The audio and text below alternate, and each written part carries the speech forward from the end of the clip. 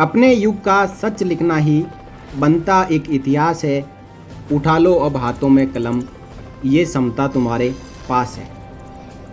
दिन को दिन, रात को रात लिख, डर मत इस युग की बात लिख। सच ही स्याही कागज़ पे उतार, जिससे जैसी हो मुलाकात लिख।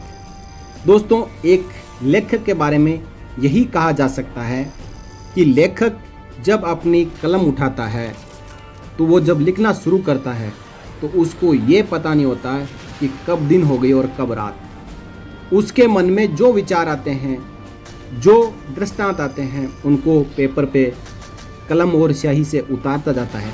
और हमारे बीच एक ऐसे ही लेखक है, भारतीय सेना से रिटायर्ड सूबेदार मेजर हरिराम यादव साहब। हाल ही में इनका एक लेख न्यूजीलैंड के ऑकलैंड से प्रकाशित पत्रिका पहचान के जुलाई अंक में प्रकाशित हुआ है, जिसका शीर्षक है शहीद कहना वीर गति प्राप्त सैनिकों का अपमान है।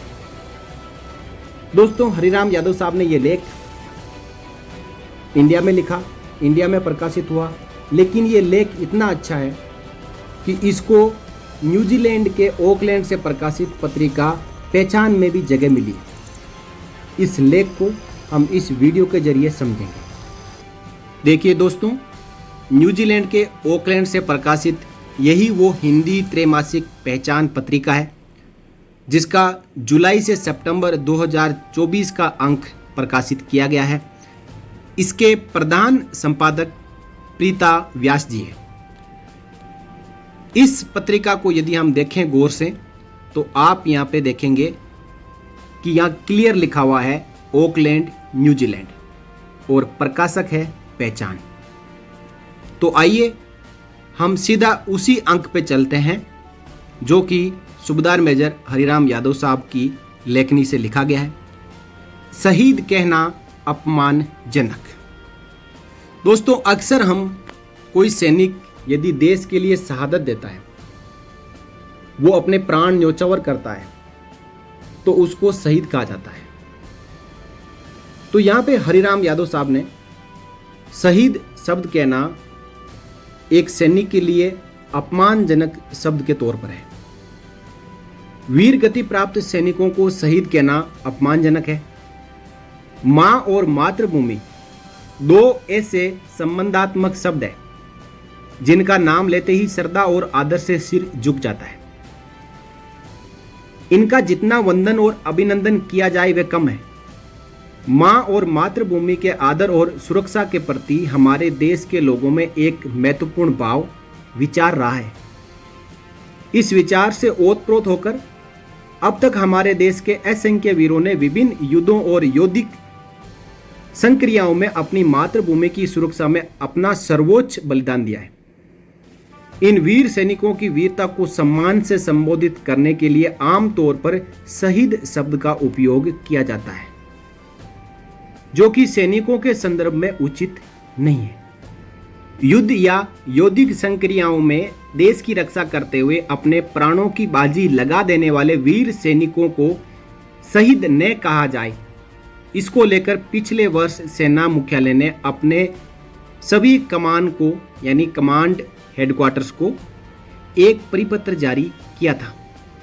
सेना ने अपने उस परिपत्र में लिखा था कि देश के लिए अपने प्राणों की आहुति देने वाले सैनिक को मार्टियर या शहीद कहा जाता है, जो कि ठीक नहीं है। सेना ने अपने पत्र में देश की एकता और अखंडता की रक्षा के लिए वीर गति प्राप्त करने वाले सैनिकों के लिए 6 शब्दों के प्रयोग का सुझाव भी दिया था।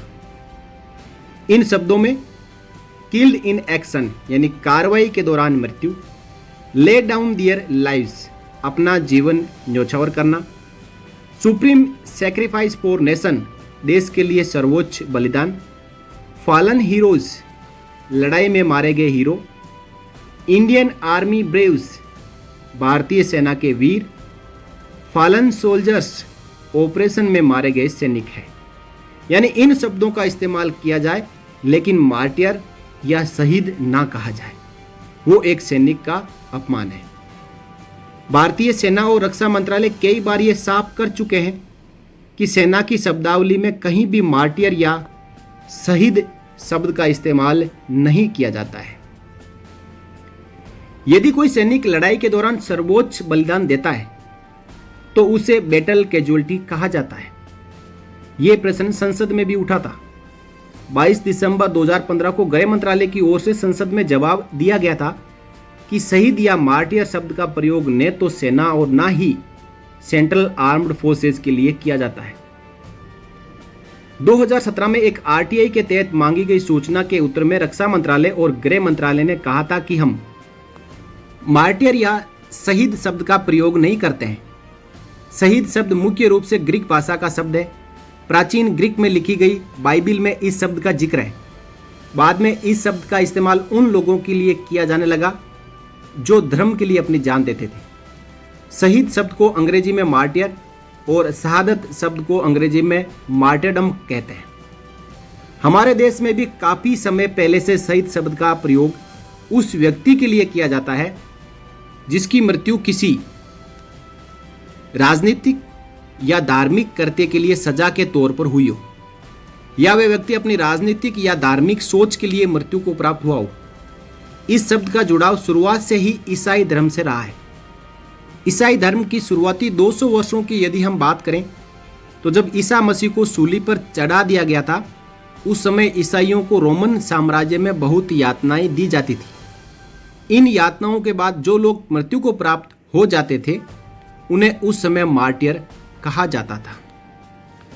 21वीं शताब्दी में शहीद शब्द ग्रीक और अरबी भाषा में होता हुआ हमारे देश भारत में पहुंचा और ये उर्दू और हिंदी भाषा में धड़ल्ले से प्रयोग होने लगा। 20वीं और 21वीं शताब्दी में शहीद शब्द का इस्तेमाल मुख्य रूप से स्वतंत्रता आंदोलनों में अपने देश और समाज के लिए बलिदान देने वाले लोगों के लिए होने लगा। आज भी देश के क्रांतिकारियों सरदार भगत सिंह, राजगुरु, सुखदेव, चंद्रशेखर आजाद तथा अशफाक उल्लाह खान आदि के लिए शहीद शब्द का प्रयोग किया जाता है। सेना द्वारा परिपत्र जारी करने तथा संसद में सरकार के कहने के बावजूद भी भारत के केंद्रीय और राज्य सरकारों के सैनिकों से संबंधित कार्यालयों में वीर गति प्राप्त करने वाले सैनिकों के लिए अंग्रेजी में मार्टियर और हिंदी में शहीद शब्द का प्रयोग खूब किया जाता रहा है। इस शब्द का प्रयोग करने में इलेक्ट्रॉनिक और प्रिंट मीडिया भी पीछे नहीं है। विभिन्न सरकारी और गैर सरकारी आयोजनों में भी बड़े बड़े मंचों से जिम्मेदार पदों पर बैठे हुए लोग इसका प्रयोग धड़ल्ले से करते हैं। देश की रक्षा में अपने प्राणों की बाजी लगा देने वाले सैनिकों से संबंधित पत्राचार में राज्य सरकारों के विभिन्न सरकारी आदेशों में भी शहीद शब्द का प्रयोग लगातार जारी है। यहाँ तक कि राज्य सरकार में जिस विभाग की जिम्मेदारी इस शब्द के चलन को रोकने और सेना द्वारा सुझाए गए शब्दों के प्रयोग की जानकारी राज्य सरकारों और अपने निचले कार्यालयों को देने की है, वे खुद भी इन शब्दों का प्रयोग अपने रोजमर्रा के पत्र व्यवहार में लगातार कर रहे हैं। यानी एक तरफ सेना मुख्यालय लेटर जारी करता है कि मार्टियर और शहीद शब्द का इस्तेमाल सैनिकों के लिए ना किया जाए, और जिस कार्यालय को ये टास्क दिया जाता है कि आप सभी को बताएं, इसका प्रचार प्रसार करें। सेना द्वारा जो 6 नाम दिए गए हैं उनमें से आप उपयोग कर सकते हैं, लेकिन वो कार्यालय खुद ही सैनिकों के लिए मार्टियर और शहीद शब्द का इस्तेमाल करता है। इसी तरह वीर गति प्राप्त करने वाले सैनिकों की पत्नियों के लिए वीर नारी या वीरांगना जैसे शब्दों का प्रयोग करने के लिए सेना द्वारा समय समय पर कहा गया है। लेकिन आज भी सरकारी कार्यालयों में उनके लिए अंग्रेजी में वॉर विडो और हिंदी में विधवा जैसे असम्मानजनक शब्द सरकारी फाइलों में खूब लिखे जाते हैं। सैनिक शब्द मन में एक सम्मान का भाव प्रकट करता है।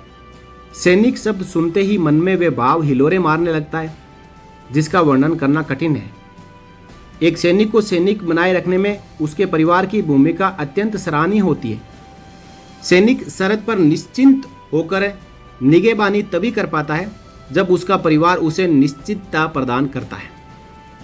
इसलिए सैनिकों के सम्मान के साथ साथ उनके परिवार भी बराबर के सम्मान के हकदार हैं।